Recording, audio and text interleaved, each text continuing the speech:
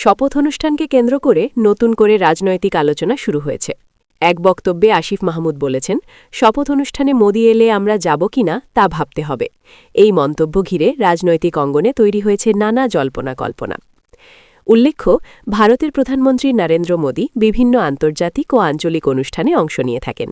সম্ভাব্য শপথ অনুষ্ঠানে তার উপস্থিতি নিয়ে যখন আলোচনা চলছে, তখনই এই মন্তব্য করেন আসিফ মাহমুদ। আসিফ মাহমুদ বলেন, দেশের রাজনৈতিক পরিস্থিতি ও কূটনৈতিক প্রেক্ষাপট বিবেচনা করেই সিদ্ধান্ত নেওয়া হবে। তার মতে, যে কোনো আন্তর্জাতিক অতিথির আগমন একটি কূটনৈতিক বিষয়, তবে সেটি নিয়ে রাজনৈতিক অবস্থানও গুরুত্বপূর্ণ। এদিকে রাজনৈতিক বিশ্লেষকরা বলছেন, এ ধরনের মন্তব্য মূলত অভ্যন্তরীণ রাজনৈতিক বার্তা দিতেই করা হয়। কেউ কেউ মনে করছেন, এটি কূটনৈতিক ভারসাম্যের প্রশ্নও তুলতে পারে। আবার অন্য একটি অংশ বলছে, চূড়ান্ত সিদ্ধান্ত নির্ভর করবে পরিস্থিতি ও আলোচনার উপর।